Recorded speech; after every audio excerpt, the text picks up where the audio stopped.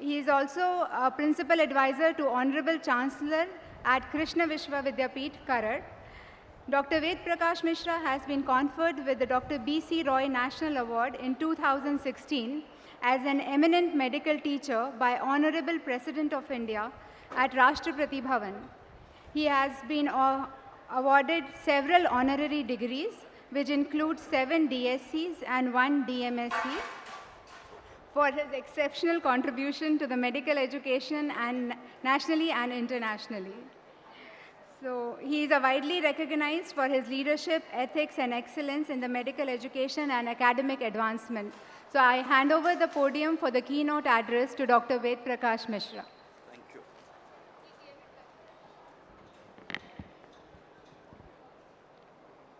Esteemed dignitaries seated across me, ladies and gentlemen, at the outset I would like to record my sense of gratitude to the organizing committee of this notable conference to have blessed me with this opportunity of delivering keynote address on the theme of this notable conference. Ladies and gentlemen, as I said, the theme of the conference sums and speaks for its entire operation. Translational research, technological advancement, altering the landscape of health sciences. I am wanting to put my observations limited to health sciences in the domain of translational research. Ladies and gentlemen, the core concept of research emanates from a basic tenet, and that tenet pertains to inquisition innate in man. If you and me want to decipher the entire analogy of discovering new, fathoming novel, inventing absolutely unheard of, then this is a manifestation of probity which ultimately is evoked and generated out of an inquisition. And therefore the core component which I am wanting to dwell on with all possible understanding at my disposal is, what is that inquisition? What is that jigyasa? Jigyasa is an ideation. Idea which is absolutely nascent, wherein the various facets and dimensions of any observation, any perception, any analysis is required to be put it into its operational details. Rudyard Kipling put it very candidly in terms of what he described the 5 important arms of inquisition. And he goes to say, I have 5 honest friends. I have 5 honest friends, and their names are what, where, when, why, and how. I am putting across in simplest of the simple 5 important honest friends which go to constitute the entire gamut of invention, discovery, probity, bringing out new, bringing up novel, that which ultimately in the present parlance goes in the form of a word which is called as innovation. I am tempted to quote a small parable which I read when I was class 8 student. It's a 64-page book which was titled as Ideas That Moved the World. And in that, a small little quote which I think is very vital and significant for making my pointed reference to be drawn home is, it's a quote which has been put across by world famous scientist Newton when he goes to say, quote, not that the apples had not fallen before, but perhaps destiny had owned it on me to be looking into it, grappling with it, fathoming it, and bringing out the laws of gravitation, which ultimately ended up in changing the face of men, mankind, and the entire scientific tenet as a whole, unquote. The basic perception which I am wanting to draw home, ladies and gentlemen, is apples had incessantly fallen. They were to fall. They were destined to fall. But perhaps falling apple, Inquisition harbored in the mind of Newton as why. He did not go away with that why. He did not let that why fritter out. He upheld it. He clung to it. He analyzed it. He probed it. He looked at it. And he put into various dimensions of from why, what it is, how it is, where it is, why it is, and therefore the entire dimension which came as a twilight which virtually changed the face and facet of scientific operation in the entire world. And therefore, the basic message which I am wanting to put across in the entire domain of translational research is nothing but it is upholding that small little inquisition which is there in the minds of each one of us. Therefore, the first point which I am wanting to draw home is research is not monopoly of some. It's an entitlement which everybody is bestowed with. It is those who cater to that inquisition. It's those who fathom their inquisition. It's those who do not dismiss their ideation, uphold them, translate them, transform them, evoke them, generate them, probe them, and bring out in terms of what is called as credible, cogent evidence are the real researchers or the rishis and munis of the present modern day. It's a legacy. It's a way forward. And therefore, when Charak very categorically put in Charak Samhita, what is needed are, again, the 5 steps. And they are, he says, what do you mean by research? If you contemplate research is invocation of Praman, that is evidence, then evidence is generated in terms of 4 important steps. A, Anuman. B, Akalan. C, Anubhuti. D, Anubhav. And E, Praman. From Akalan, imagination.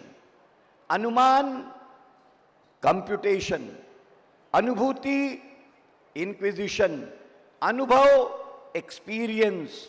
Experimentation, validation, standardization, and that is invocation of evidence per se in the domain what we call as research.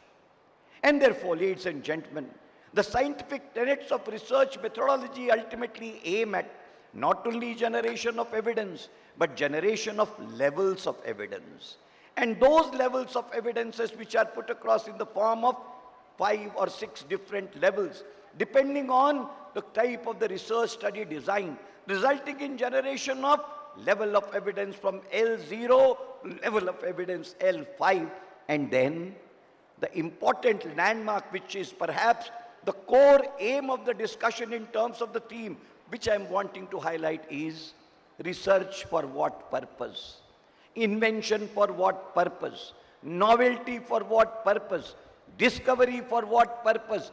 Fathoming for what purpose? Probity for what purpose? Is it the purpose which is going to be only cosmeticity, ornamentation, self-propagation, creation of name or fame of the individual, citation, level of H-index? What exactly it ought to be? I am therefore tempted to quote a very historical sentence which was put across by none else than the creator of Green Revolution in your and my country, Dr. M. Swaminathan. M. Swaminathan quoted and said, quote, what's the use of that research which gets generated in a laboratory, operates in a laboratory, and glorifies the laboratory without even getting into the translational domain to be reaching the land for which it is meant, and therefore he gave the slogan. If laboratories cannot be integrated with land, then laboratories are parasites on the land as a whole. Research cannot be parasitic in nature. Research cannot be commensalic in nature. It has to be symbiotic in nature, and therefore the entire rubric of shaking hands by the laboratories with the land is translational research. Research with societal outcome. Research with catering to the cause of the people at large.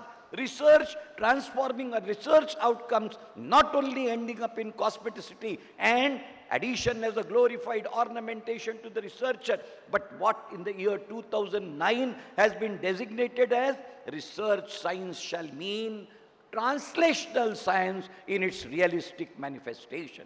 And therefore, the core soul of translational science is translational research. And that translational research, in terms of now the international classification which has been put across by MILE, M-Y-L-E, which is called as Miles classification of 2017, says that levels of evidence ultimately should get translated into levels of translatory outcome. And those levels of translatory outcome, like the levels of evidence from L0 to L6, now are called as T0 to T6. If you take into consideration the entire spectrum of biomedical research, then preclinical research, 4 levels of clinical trials, being tested into persons, being tested into patients, being tested into populations, and then working out on the basis of meta-analysis and item analysis, resulting in invocation of level 6 evidence, ultimately results in invocation of a protocol which is nothing but the translational outcome, which is worked out in terms of augmentation of the level of evidence through augmentation of the levels of evidence interlinked with levels of translation. That which is ending up in translation, and the process is very simple to understand.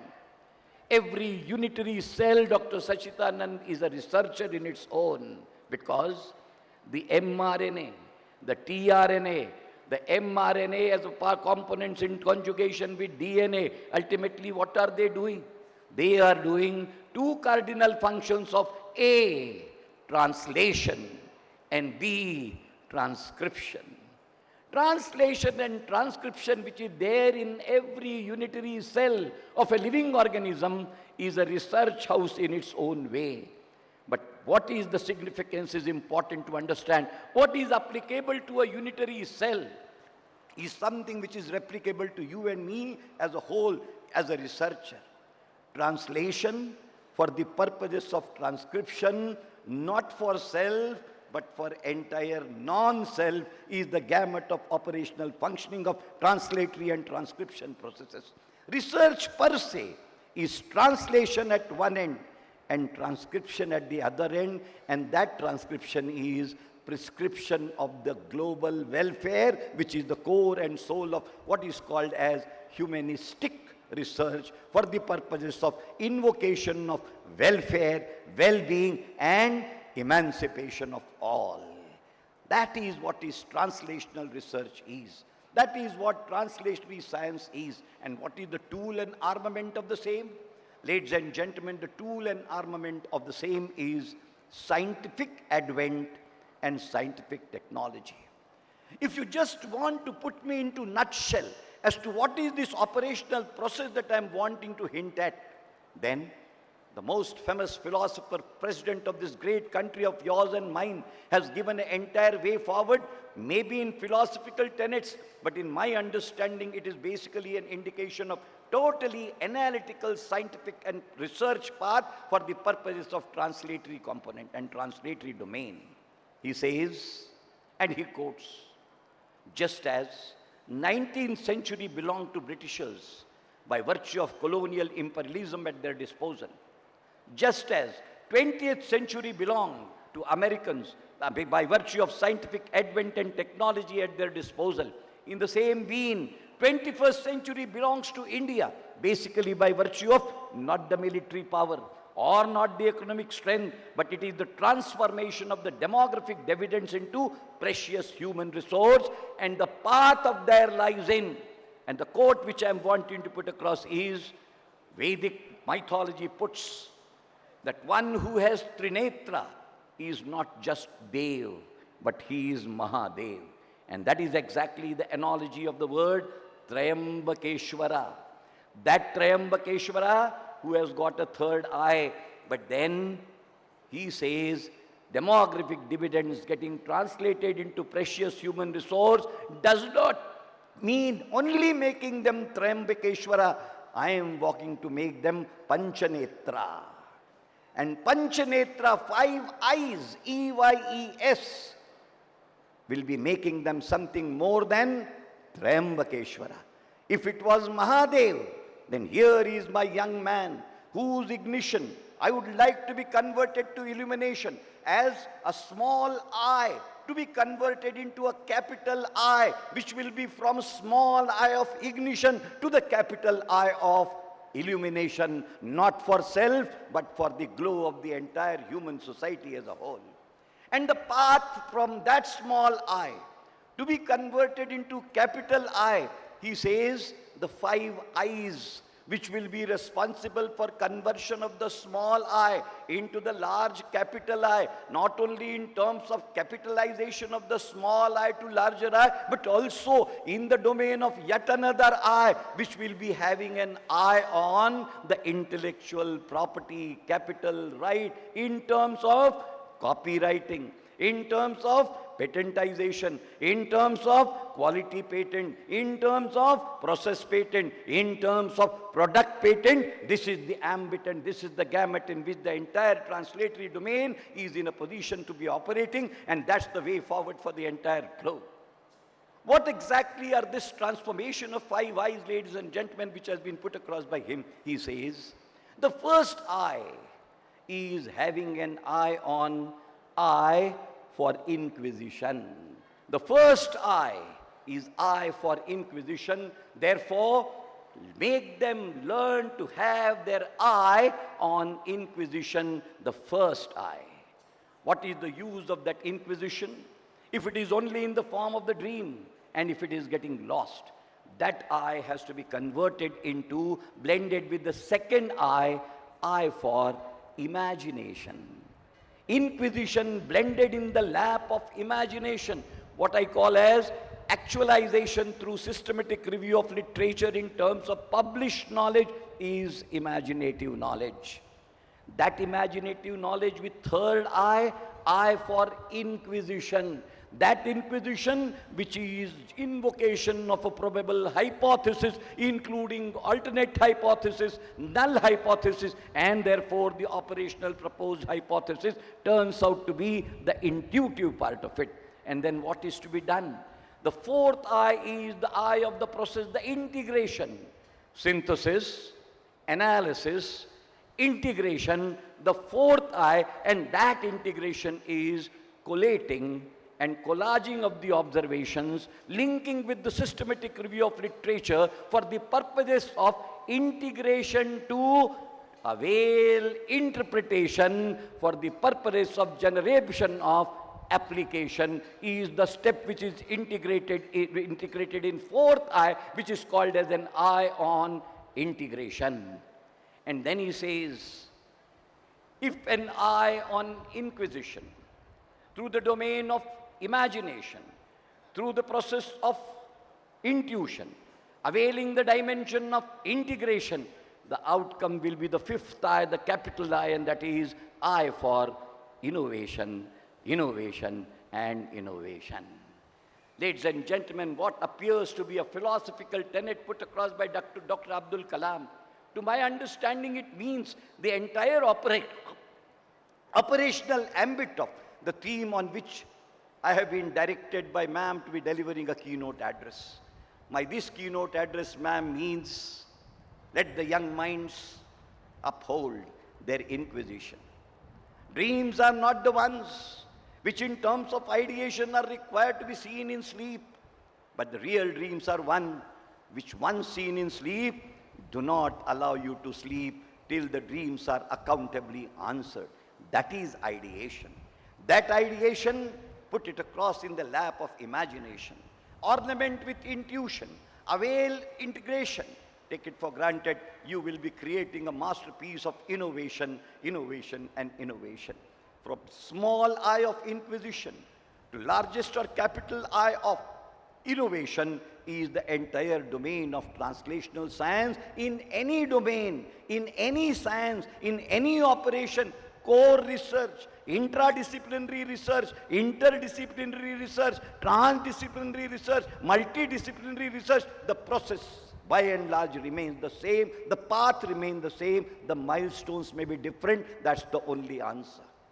Last part which I'm wanting to put across is, all these cannot be a part of individual traits. It incorporates systemic interventions. And therefore, the systemic interventions ought to be facilitatory in nature and character. When we talk of conversion of the precious human resource into demographic dividends, when we talk of invocation of the capital, intellectual property right and intellectual property to be generated of, it cannot be generated out of thin air, and it cannot be put across from the heaven as a part of charity. It will need invocation of systems. There are three important parables which I am wanting to be putting across, not to be construed as criticism. When we talk of invocation of new and novel, we still have not been in a position to chart out a path for the researchers in this country as a profession in any manner so far. We contemplate in the national education policy that the segregation of the higher educational institutions shall be in three categories. Research-intensive universities. One does not know what that research-intensive universities are. What's the way forward? What's the scope of it? What's the ambit of it? What's the exclusive operation of it? How they will be different from teaching universities? The way forward is not known. But if it is expected to be absolutely a storehouse of research, a knowledge of research, a repository of research and the base of research, then research by itself will be a career to be picked up by the people exclusively for research-intensive universities. Then we put a second hybrid combination of teaching and research universities. Well, that model is known to the country where things have gone well and they shall still be going on well. And then degree conferring autonomous institutions, nowhere mention what will be the state of the research in such situations. It's a matter of speculation. Research has to be funded. Research has to be supported. Not only the ambience, it's the intrinsic quality and capacity which has to be built, which has to be harnessed, which has to be insulated, and of course, which has to be upheld. Ladies and gentlemen, I have something significant to put it across to you with a great degree of concern. What is the allocation which is there in the annual budget of the Government of India ever since independence till this date? If I say the allocation exclusively in the domain of research taken together turns out to be, Dr. Vijay Kumar, 0.012% of GDP in the current situation. This is the minuscule funding. We talk in terms of major projects and minor projects and this and that, in terms of support of few lakhs here and maybe major projects, few crores. But if you look at the entire analogy of public funding on research, then it turns out to be absolutely 0.012% of GDP of the country, which is minuscule. The global average in the developed world is 3.16%, against which a country of 140 billion, if the public research funding is 0.012% of the GDP, in the teeth of the material fact that the Indian population is 1/6 of USA population. USA economy is 6 times larger than the Indian economy. The allocation in USA is 13.12% and your and my allocation is 0.012%. Speaks a story in its own self. Research will need infrastructure.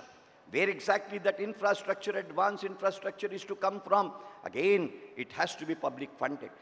Corporate social responsibility exclusively for the domain of the research and working out the sponsorship for the purposes of research projects turns out to be yet another way.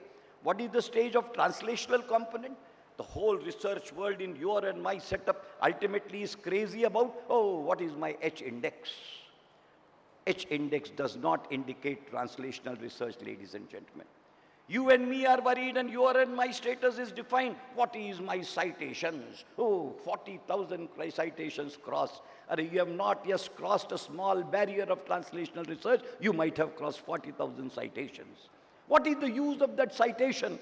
If the poor man's eye does not cite you in any sense, turns out to be a sensibly insensitive research which is confined to the laboratories and is not in the domain of translation. The discussion that you are wanting to have in the domain of translatory components, in the domain of technology. Ladies and gentlemen, when we talk of the public health in this country, William Bohr gave 3 important challenges. Where are the answers to those challenges? Where is the accountability on those challenges remain a million-dollar question. We said, if healthcare delivery system is to be meaningfully applicable to the weakest of the weak and poorest of the poor in its truest sense, then not only it should be accessible, not only it should be available, but it should be affordable as well. Where is the affordability which you and me are in a position to cater to? Who is expected to cater in these domains? Biomedical sciences in translatory domain in the Indian context with reference to healthcare delivery system, concerns are 3. Where is the original translatory research in the domain of accessibility? Digital divide has to be bridged. Digital divide in various 3 levels which have been identified by the Planning Commission are required to be absolutely taken note of for the purposes of its abridgment. And then that particular digital divide bridging, in not only in terms of operation, in terms of instrumentation, in terms of resource, in terms of reach, in terms of technological advancement, which is resulting in augmentation of the accessibility and availability. The third important dimension, yet another, remains affordability. The most of the advanced therapeutics, diagnostics, what are the cost profile pertaining to that, and what is the level of affordability on that particular count, turns out to be a million-dollar question. Is affordability expected to be by bridging the economy gap, or it is by bridging the cost of productivity gap out of add-on innovations? Is a million-dollar question which who needs to answer this? No politician, no political party, no political system is in a position to answer this. You and me have to answer this. The scientific community of this country has to answer this. There cannot be ready-made solutions, ladies and gentlemen. It's only the ages of innovation, newness, working out models and modalities, just as they are in a position to cover the gap in regard to availability and accessibility, the gaps of affordability to be bridged only by innovative researchers, making them affordable, making them economic based, making them low-cost production, and making them within the reach of what the population can afford. A poor country like you and me, wherein in terms of per capita income, independent of what level of economy, 3rd, 4th, 5th that you and me have become, our per capita income from 142nd rank has slipped down to 156th rank, is a matter of material reality. Out-of-pocket expenditure on health in the United States of America, 16 times larger economy, is 2.3% on healthcare delivery on a common citizen, wherein the per capita income of a USA citizen is 19 times more than the per capita income of yours and mine. What is the out-of-pocket expenses which you and me are required to be borne? You are in mind, if this is a criteria, then India is the richest country where poorest people live. The per capita expenditure on the Indian health system is 72.62% of both the systems taken together. Public health system 69% and private healthcare system 84%, meaning coming down to somewhere around 73-74%, ladies and gentlemen. Is this the domain of affordability? Therefore, the area of translatory research has to be, just as it is in the domain of availability and accessibility, affordability is yet another domain which remains untouched. These are our problems. A country which has got double disease burden, a country which is required to be carrying the disease profile of 42% of the global disease burden, dual in nature and character. Translatory research is the only way forward. And that translatory research ultimately has to be need-based. It has to be perception-based. It has to be realization-based. It has to be contextual. It has to be situational. It has to be timely. It has to be sensitive. It has to be responsible. And above all, it has to be accountable. This is the spectrum in which the translatory research is required to be operating on, ladies and gentlemen. And therefore, you and me are not doing targeted research in terms of our personal milestones. Research in this country is required to be carried out with the purpose of social concern, of keeping that unto the last philosophy which Gandhi contemplated. With that What must have compelled Dayananda Sagar ji to participate in the Namak Satyagraha of Mahatma Gandhi in 1913 Dandi March is a question which we need to put to ourselves. What was that spirit? What was that ethos? Not that the Namak Satyagraha was in a position to shake the British Empire to be giving you independence on the platter, but yes, it made a first tenet where the British mighty empire shook by virtue of the salt tax and raise of 1 pinch of salt by Mahatma Gandhi on the shores of the river, on the shores of the sea, in presence and participation of, if I am not wrong on history, Dayananda Sagar ji, with him as one of the participants and Satyagrahi in that Pur Satyagraha. What is that contemplation, ladies and gentlemen? When we are talking this problem, I trust and believe there could not have been a better place than Dayananda Sagar University as a part of that legacy where this particular theme could have been taken for discussion. And therefore, ladies and gentlemen, I am not wanting to take more time. I am wanting to conclude by only one sentence in the truest spirit of accountable translatory research in the Indian context in biomedical science domain for the purposes of ensuring that this translatory component is for unto the last. Antyodaya turns out to be the Uday of the translatory research in the truest spirit in this particular campus as a clarion call for the Indian community at large in the realist sense. And therefore I say, arise, awake, and stop not till the goal is achieved. Thank you very much, ladies and gentlemen, for patient listening. God bless you all.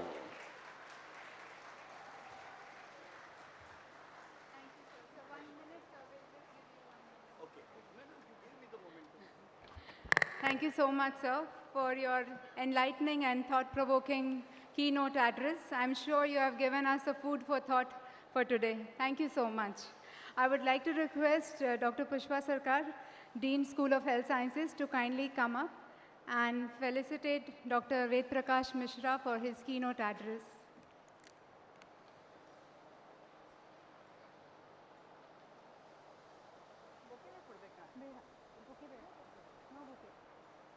Come, you can. Go to me.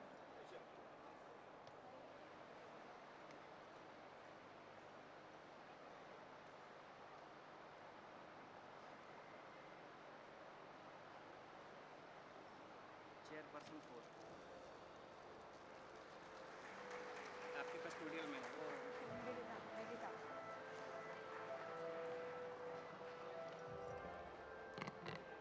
Thank you very much, sir. And thank you very much, ma'am.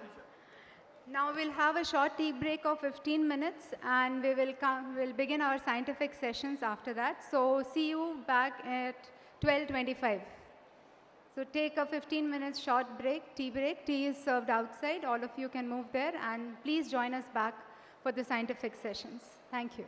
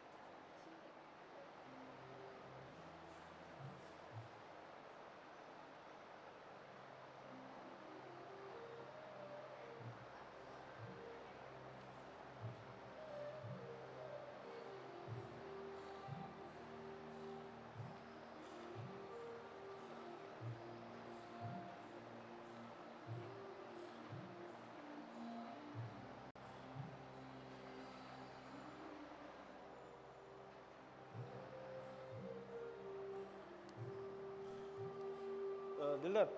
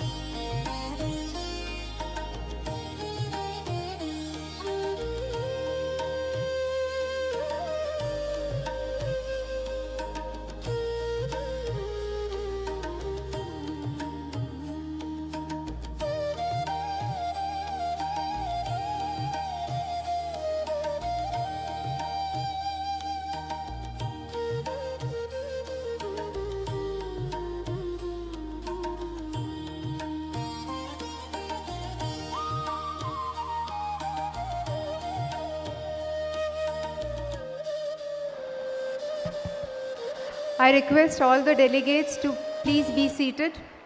We'll be starting the scientific session within next 2 minutes. I request everyone to please come in the main arena and occupy your seats.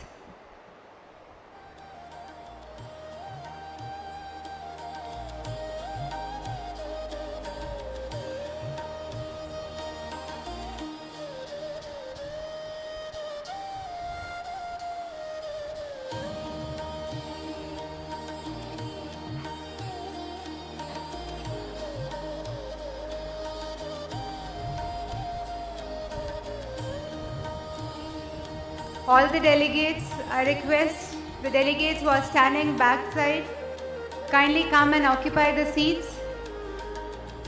We are about to begin with the scientific sessions.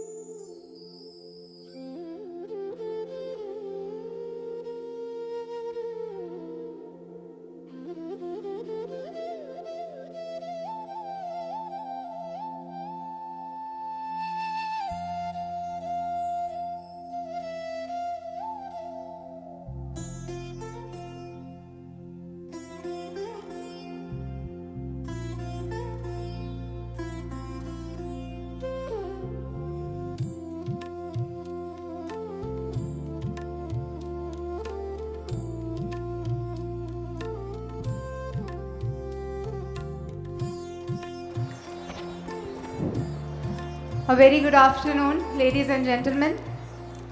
We are about to begin with our scientific sessions. So let us begin with what this conference has been called for all our deliberations. We have a lot of speakers from different fields who will be giving you insights into the different areas of their work. So we are beginning our first session. To chair the session, I'll call upon Dr. M.A. Shekhar.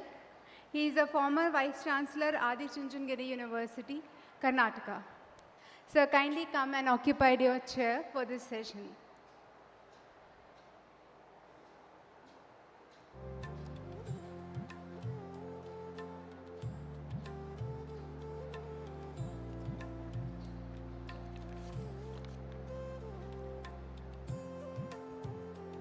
Thank you, sir. So it is my privilege to ask Dr. M.A. Shekhar to introduce the first speaker of the day, Professor Sylvain Lehmann, who will be talking on blood biomarkers of Alzheimer's disease from technical development to clinical application. I request you, sir, to kindly introduce the speaker. Thank you. Get down. Looks like the volume is pretty high. It's my privilege, ladies and gentlemen, good afternoon, and I would be honored to introduce the present speaker, Professor Sylvain Lehmann. was trained as an MD in 1991 Strasbourg University School of Medicine, France, and PhD in 1992 in neurobiology. He completed his training at Washington University, St. Louis, USA, as a postdoctoral researcher and then as an assistant professor from 1993 to 1996. From 1997 to 2002, he was a researcher of the French National Institute of Health before obtaining in 2003 a position as professor at the Faculty of Medicine of Montpellier. I do not know how to pronounce it, sir. Montpellier. His work focuses on biology of neurodegenerative diseases, prion, Alzheimer's, etc. His clinical routine and R&D laboratory carries out biological diagnosis of dementia, and he is involved in several innovative national ANR and PHRC and international FP7, H2, H2020 biomarker research programs using mass spectrometry and ultra-sensitive assays.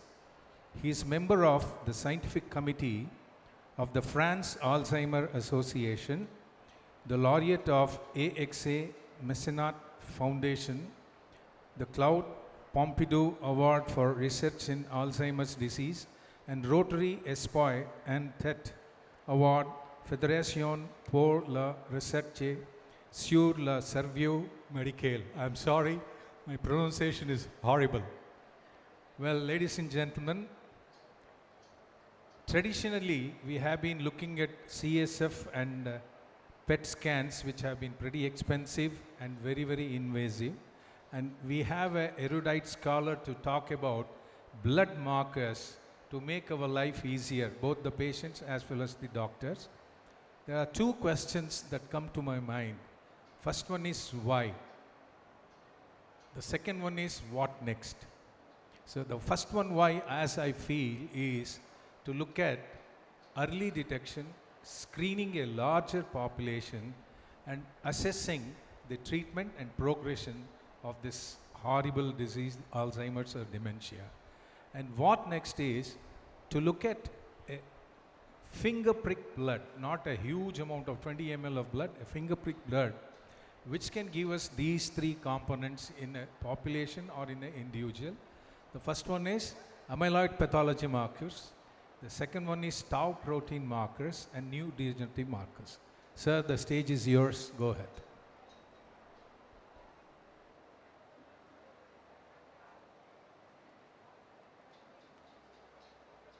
Thank you for this introduction, and thank you for the invitation. I'm really honored to be here in this scientific meeting, and also I'm very impressed by the facilities and by the universities and all the students. So it's an honor to be here. And today I will talk about blood biomarkers in Alzheimer's disease, and in fact there is a kind of revolution. That's some disclosure, interaction with companies that I have. So today I will talk about biomarkers, and I do a short introduction on biomarkers, what they are. Then I will talk obviously about Alzheimer's disease, these technical developments that now are important for diagnosis in the blood. And I will talk about clinical applications. So first, biomarker, that's the definition of the FDA. And as you can see, it's something that we can measure in human. And it is important to say that it's a biomarker when there is a difference between, let's say, somebody who is healthy with somebody with a disease. And biomarker, therefore, there are many uses, as you can see. Some examples of biomarkers. I mean, one very classical biomarker is just body temperature, and that is already, as you know, an indicator of a disease. But everything that you can measure, like muscle strength, but also imaging biomarkers, genetic biomarker, and biological biomarkers. So I am a pathologist, so I'm more interested into biological biomarkers and especially proteins. And you will see today that I will talk about protein biomarkers. Why do we need biomarkers? I mean, biomarkers, they can be used for diagnosis, but not only, as you see on this slide. Now, we know that medical decision relies on biomarkers in more than 60% of the case. So with biomarkers, you can evaluate the risk of developing a disease. You can evaluate also the different phenotype of a disease. You can select the therapy. You can also evaluate if the therapy is efficient. And as I said, you can do the diagnosis, but also the prognosis. And it's very important now when we detect a disease to know what is the prognosis and the therapeutic choice. So that's what biomarkers are important for. So how we discover biomarkers, that's a kind of general slide. We know that from basic research or clinical research, we have some ideas about biomarkers. So we need then to confirm them. And to confirm blood biomarkers, we need to have biobank, that's very important, where we can use technologies like omics technologies and artificial intelligence and so on to really discover new biomarkers. When you have these new biomarkers, you need really to validate them and use them. And to do that, you use clinical trials. It's a little bit like clinical trials for drugs, but here it's for biomarkers. And then you can use them in clinical practice for all this important information I just talked about. One thing that is important, and during my talk I will mention that, is the sensitivity and the specificity of biomarker for detecting a disease. And on this slide, it's a kind of summary of what needs to be known. Basically, the sensitivity is the capacity to detect the disease in population who have the disease, okay? So let's say that you detect 85 out of 100, then the sensitivity will be 85%. And the specificity is the opposite, is the capacity not to detect the disease when the disease is not there. And that is important because if you detect the disease in patients who have not the disease, that's called a false positive, and you can imagine that it's really a problem. So again, when the specificity is 90%, means that you detect the disease in 10 people out of 100 who do not have the disease. And we use this type of graph here. I don't know if you see my...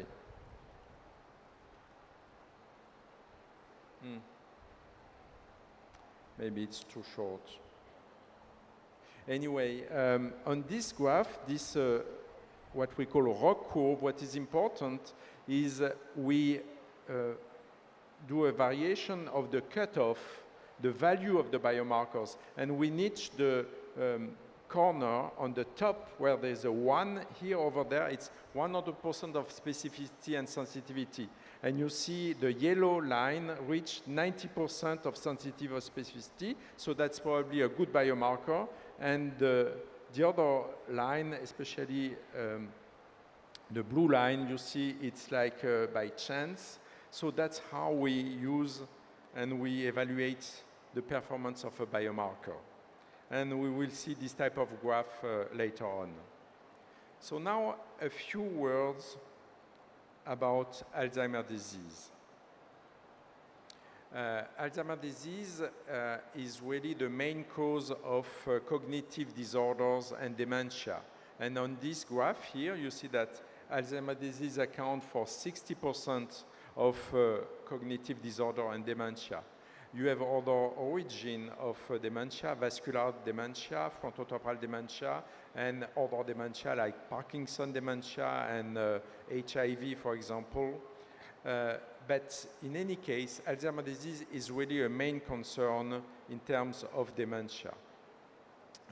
Some information of the disease, it has been described the last century in Germany by Alois Alzheimer, who detected the disease on patients, and it is characterized by a slow developing dementia.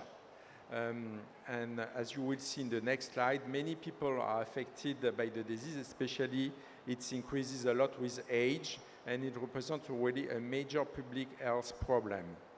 Also, what needs to be known is that the diagnosis is often not made properly. So that's why biomarkers are very important. So that's the presence of the disease with age, and you can see that after the age of 90, more or less 30 to 50% of the people, they have Alzheimer's disease. So you understand that with age, it's really a huge problem. And even at the age of 80, you see that 10% of the people have Alzheimer's disease. Also, if you look at the probability not to be demented, then you see that with age it's going down, and it's kind of scary figure here. At the age of 100, almost 85% of the people are demented.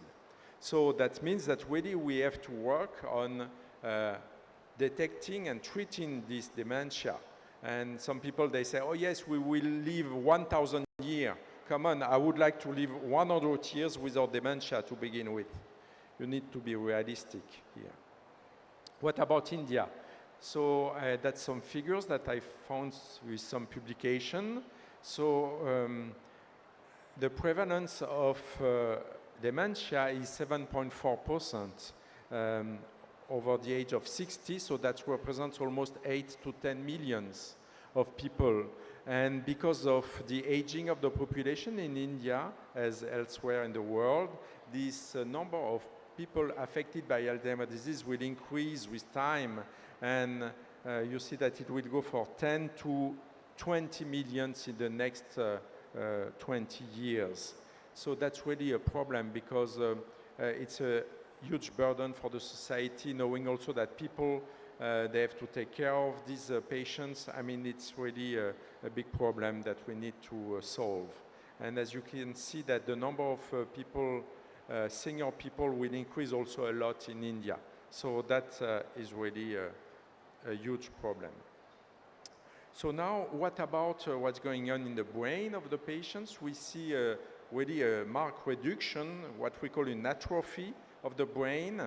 And in the brain, we see two really characteristic pathology called amyloid plaques and tau protein aggregation. I don't have time to go into the details of the biology, but these amyloid plaques, they aggregate, so that small peptide, we'll talk about them, and they are pathologic. And this tau protein, it's a protein that is important for the skeleton of the cells, and when it aggregates, also in Alzheimer's disease, the neuron, they die, and that is why the brain is reducing its size, because you have a lot of death of neurons in this disease, and with the death of neurons, you have also cognitive decline and all the problem. How we do the diagnosis of Alzheimer's disease? It's a combination of different information. You have the patient complaint, that's obviously something very important. You can do neuropsychological tests to figure out what type of memory is affected by the disease. Then you do a clinical exam, and classical neuroimaging like CT scan is important. It's especially important not to detect the disease, but to see that there is no other origin for the disease. And then you have the biological test. So regarding the biological test, you have two types of validated biological tests. One is genetic, because we know that there are some genetic forms of Alzheimer's disease that are very rare. And we know also there are some genetic risk factors, like the apolipoprotein E. So it's a very important risk factor. When, depending the allele that you have, then you will have 5 to 10 times more risk of having Alzheimer's disease. So that's quite important. And then you have the clinical chemistry biomarker. I will talk about them, especially the amyloid and tau protein. And then you have a lot of research going on using omic technology, trying to find other biomarkers.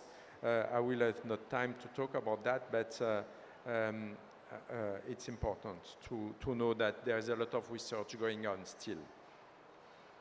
What is important to figure out is that the amyloid and tau biomarker, now they are part of the criteria for the diagnosis of the disease. And we know that if you don't use this biomarker, you confidence in diagnosis is going down. I mean, basically, when you use biomarker, you go from 60 to 90% of good diagnosis. So you see, it makes really a huge difference because it's difficult to diagnose the disease without these biomarkers. It's especially important because when the disease is identified, then you can think about treatment. And in terms of treatment, you have non-pharmacologic treatment. And it's quite obvious, but you know probably that to train your brain and to have a good health is something that is very important also to prevent the disease.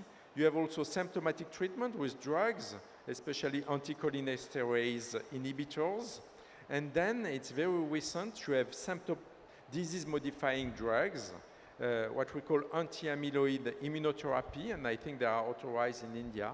And this drug, you have to do infusion in the patients, and they are efficient, not as high as what we would like, but it's really the first step in finding a cure for Alzheimer's disease. So it's very important, the discovery of these drugs. So, but to give the drug to the person, you need to do the diagnosis and to have a precise and early diagnosis. I know that you have a lot of technology also in this university, so that's why I decided to talk a little bit about the technological developments that were very important to end up with blood biomarkers. So we're talking about amyloid and tau proteins, so they are peptides. So the question is, how do we detect protein biomarkers? Basically, there are two ways of doing that. By affinity, using different type of reagent that will recognize the protein or the peptide, or by direct detection. And I will give you some example, especially it can be NMR, it can be mass spectrometry. In routine, at one point, what is easy to use is immunodetection. So we use an antibody that detects the protein. And you will see that at the end, that's what we use also in the blood. In my laboratory, we are doing a lot of mass spectrometry. And again, I will not go through all the technical details, but mass spectrometry is a way to detect peptides and protein without any antibodies. And we calculate the mass, the exact mass, that's why it's a mass spectrometry of a peptide, and then we fragment the peptide and we calculate the mass again, and that's a way really to identify. And with mass spectrometry in our laboratory, as well as in others, we were able to detect these amyloid peptides. You see here you have A beta 40, so it's because the peptide is 40 amino acid long, so A beta 40, and you have other peptides like A beta 42. A beta 42 is the one that is the most important in the disease. So we can detect the protein with mass spectrometry, even the tau and the A beta protein, but it's very, I would say, costly and difficult, and therefore, many people, they use rather immunodetection. So for those who are in this field, they probably know this ELISA technique. So you use antibodies to capture a protein or a peptide, and then a secondary antibody that is fluorescent, for example, and then you can detect. So the first generation of detection was using ELISA, as you will see. In our laboratory, we are a lot of technical development machine, and so we have, for example, this technology called mesoscale discovery here, and you can see it's nanotechnology where you can detect you can do multiple ELISA on a chip. And that's a way also to be more efficient in detecting multiple biomarkers. The other technique that we use, and that is really common now in clinical chemistry, is CLIA. And CLIA, it's a way to chemically detect this detection, as you can see, and produce light that is detected inside of the machine. So CLIA is very the common way to detect proteins in machine by big companies. I will give you the names. When we used these two technologies, or even this one, we realized that it was not very sensitive enough to detect the biomarker in the blood. And there was really a huge gap that was done in terms of detection using this technology called digital ELISA. In this digital ELISA, the idea is to detect with ELISA beads that are positive, but instead of looking at the whole fluorescence, we detect each bead individually. So one bead positive, one negative, one positive, one negative, and so on. And the idea is that when you have, let's say, 10 beads which are positive in a total of 10,000, if you look at them all together, you don't see them. But if you count them one after the other, then you can see them, and that's a way to increase sensitivity. And with this technology, you can see here for the Abeta42, which is a biomarker of Alzheimer's disease, we went from 50 picogram per mils of limit of detection to 0.02. And that was really an amazing result, and that allowed us to look at this biomarker in the blood. There are even new technology, because this one is maybe 10 years old. And now there are even newer technology that are even more powerful. I will say just a few words because we have them also in our laboratory. This technology, you see name of this technology, SomaLogic, Olink, and Alama. They are able to detect several hundred or even several thousand of protein in the same time. And they are extremely sensitive. So that making a huge difference now for the detection of biomarkers, not only for Alzheimer's disease, but for all type of diseases. So that's very, very a change now. The technology that we just acquire in the laboratory is called this NULISA technology. It's nucleic acid link immunosandwich assay. And the idea, it's quite clever, is to use again antibodies to detect a target. So that what you see, the target is in yellow here, and you have two antibodies. So it looks like ELISA.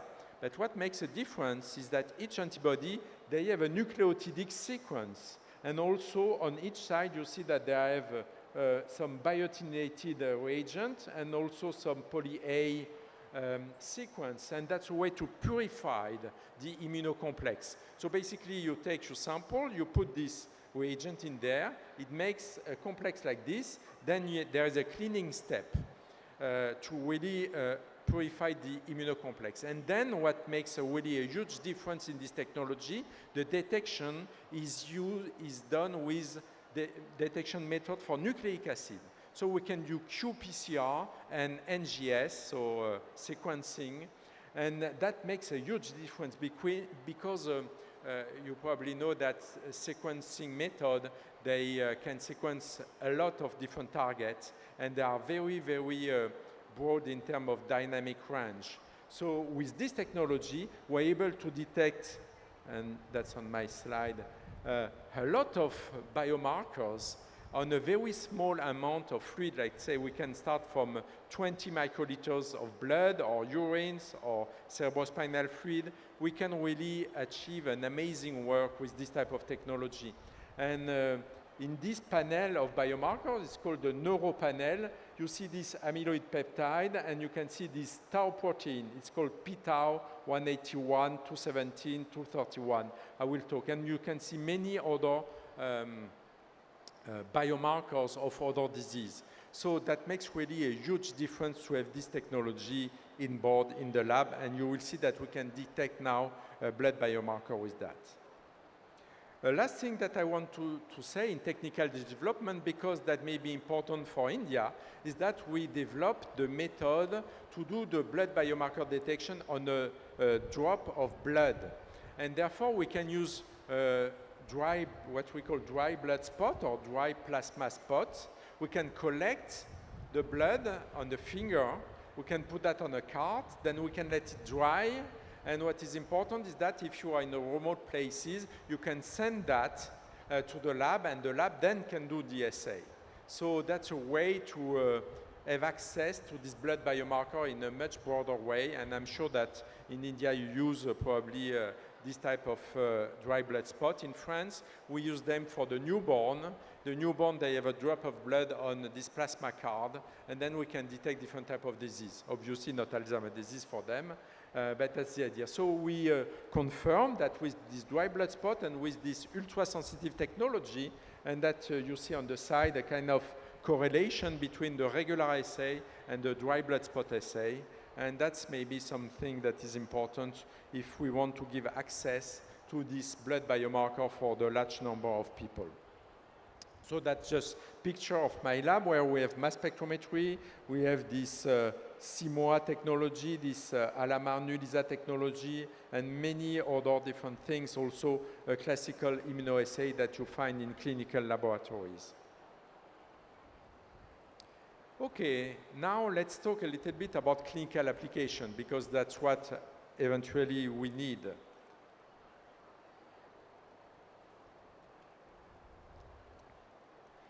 So, which biomarker do we want to detect? We want to detect the biomarkers that are involved in the disease. I talk about amyloid plaques and tangles, I mean the tau pathology. We know that the molecular actor are this amyloid peptide and tau protein. The idea is to detect them in biological fluid. And when we do that, we realize something a little bit peculiar, is that the amyloid peptide, they are going down when we measure them. The idea is that they aggregate inside of the brain, and therefore, the level of amyloid peptide that you detect in fluid is going down.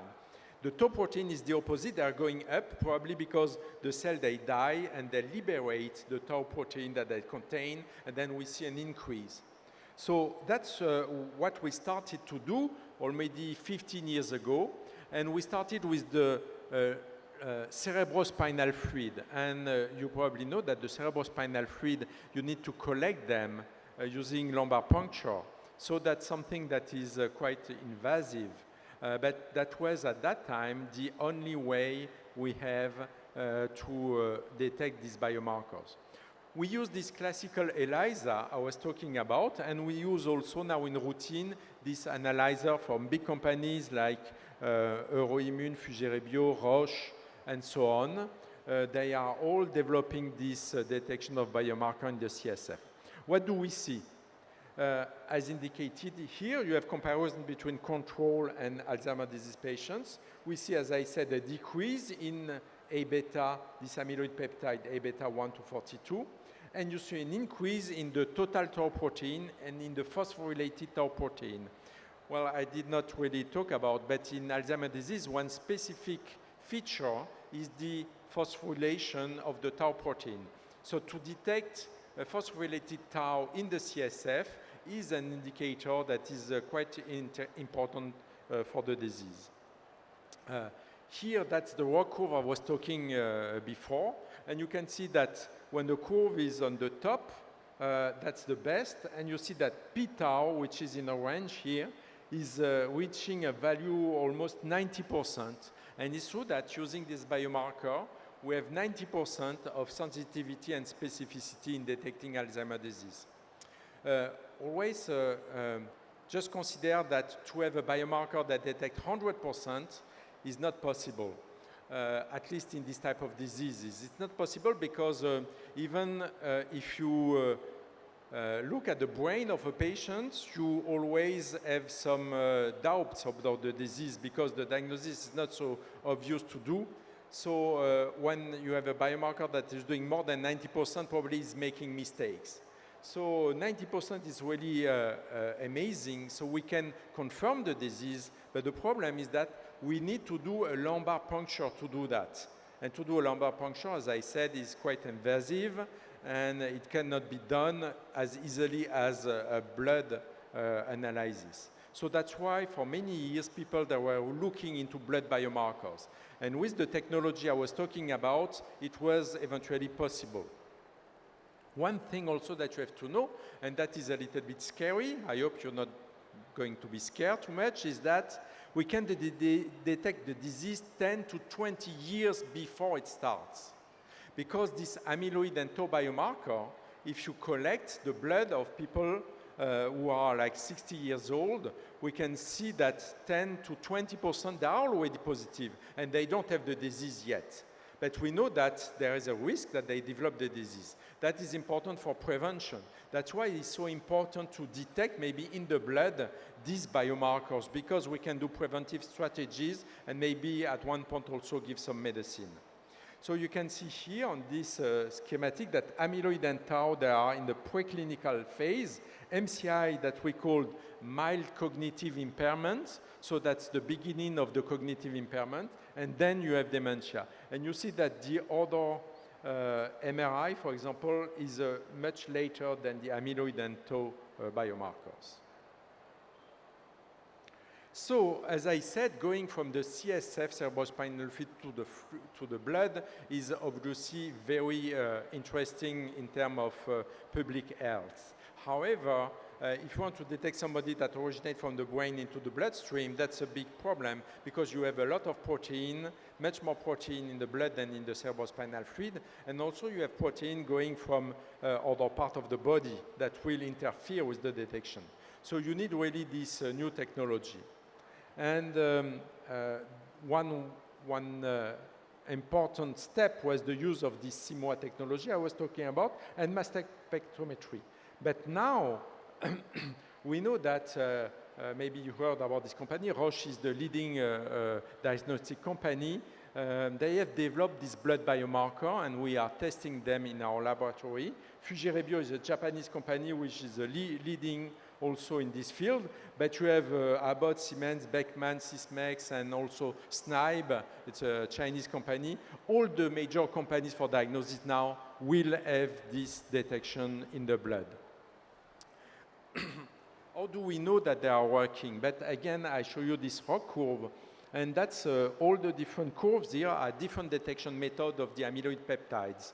And you can see that it can go up to 80, more or less 80%. So you see, it's not as good as the CSF or A-beta. But then, well, that's other experiment that we have performed in the laboratory. I don't go into details, but just you have to know that detecting Alzheimer's disease when you compare to somebody who is healthy is much easier than detecting Alzheimer's disease with another pathology with also cognitive complaint. So sometimes the performance of the biomarker depends which group do you analyze. And then we start detecting this phosphorylated tau protein, and this p-tau217 was actually discovered in my laboratory using mass spectrometry. We discovered that 10 years ago, and now it's the biomarker that is used everywhere to detect the disease. And you can see that it can reach 90% of sensitivity or specificity. So that's really amazing, and you have here a comparison of all the different biomarkers for the tau. Just look at the colors. The blue are the one with p-tau217, and you see that they are on the top in terms of detection. I gave you an example of this new LISA technology, which is a new type of technology, multiplex and ultra-sensitive, and that's just an example of an experiment that we did in the lab. So it's what we call the volcano plot. That's a way to analyze the result of multiple biomarkers. Just what you have to look at is that on the top you have a biomarker with a high statistical value, and you see that these p-tau are really on the top, and then you can see these amyloid peptides, and you can see other markers. So that shows you that this new technology that is on the market now is a way to detect multiple biomarkers in an amazing way, and it works for cancer, it works for any type of disease. So basically, when you want to use a biomarker, you have to decide for a cut point, meaning that if it's above this value, then the disease is present, or below, then the disease is not there. So that's what we can do with this curve, and here you see that the value above 0.22 is the positive biomarker. What was done recently is the idea to use two biomarkers. Basically, it's a way to do two things, and that's what you have to keep in mind. We want first to say, okay, somebody doesn't have Alzheimer's disease, so we can exclude that. So we use one biomarker, which is low, to do that. And then we want to have another biomarker to say, oh yes, this person probably has Alzheimer's disease. So that's why we use 2 biomarkers, and you will see how it goes. It's called what we call is rule-in, rule-out. That's something that exists also in the cardiovascular field. We use 2 biomarkers, 2 values of p-tau 217. If it's below the low cutoff, we know that somebody doesn't have Alzheimer's disease, most likely. And if it's above, then there is a high risk that the disease is there. Okay? That's what is negated here. So now the question is, and I will finish on that, the question is, how do we use that? How do we use that in France? How do you use that maybe elsewhere? And maybe how you may be able to use that also in India. So in France, the health system is organized, so we have what we call memory clinics. So these memory clinics, it's all over the country. When somebody has complained with memory, but not only memory, also cognitive dysfunction, problem to do some actions, and especially when they are getting old, they can go to memory clinic. Because we know, as I said, that the majority of cognitive problem is Alzheimer's disease. It's not always Alzheimer's disease, but at least we need to know, is it Alzheimer's disease or is it not Alzheimer's disease? So when you go to this memory clinic, for now, they do classical exam, clinical exam. They do neuropsychological test to see if really the memory is impaired or not. They do some imaging, can be scan or MRI. And then based on that, they try to do the diagnosis. But as I said, when you do that, you're not accurate. In most cases, you need this biomarker. And so the blood biomarker now, there is a kind of revolution because what you have to do, if you don't have blood biomarker, you need to do either cerebrospinal fluid, lumbar puncture, or PET imaging. I did not talk about PET imaging, but that's a way also to detect amyloid and tau biomarkers. And with the p-tau 217 now, we can do a blood collection, and then either you have normal blood, then you know that reasonably it's not Alzheimer's disease, and you can look at other things, other disease. But if p-tau is positive, then it's important because it's almost time, but I'm almost done. When you have positive biomarker, then you can complete the diagnosis. And the idea, obviously, after that, is to do treatment, either prevention or these pharmacological treatments. So you see that with this blood biomarker, it will completely change the way patients for Alzheimer's disease and other dementia are handled in France, and it's going to be the same, I think, all over the world, and we see that already in many countries. And that's what I wanted to share with you today. Thank you very much.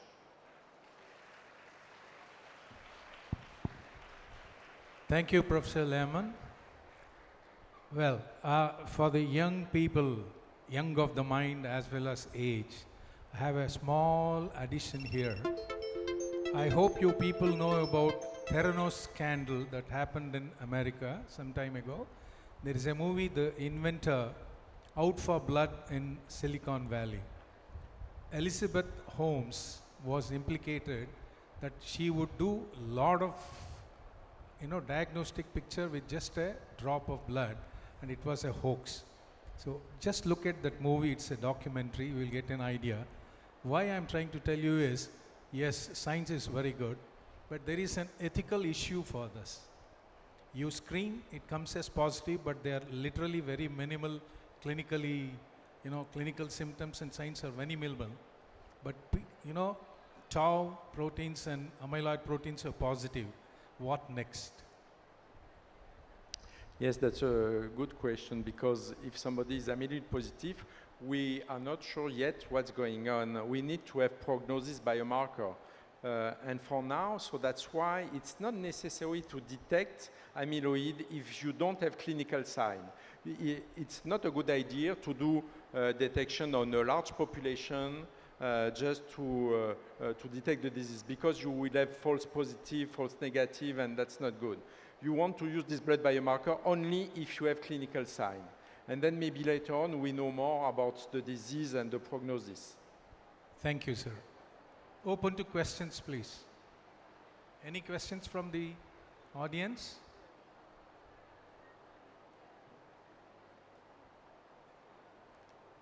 If none, thank you. Let's close this.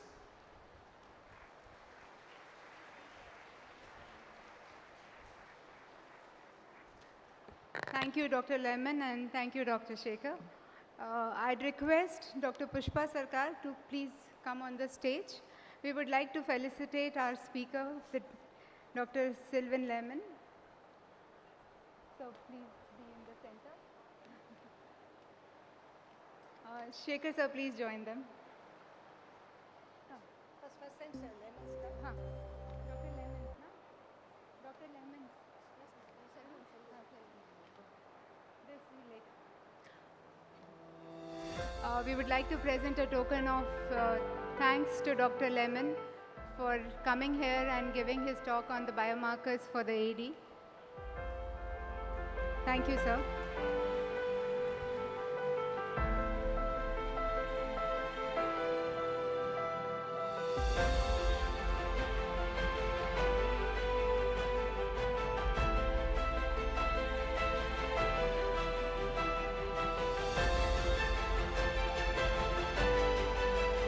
Thanks are also due to Dr. Shekhar. Shekhar sir, one moment. We would like to present a small token of appreciation for chairing the session.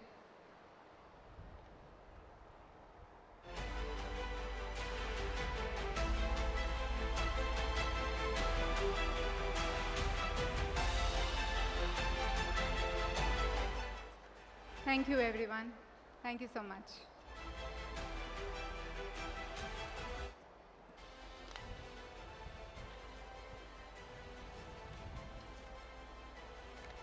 Thank you, sir. Thank you.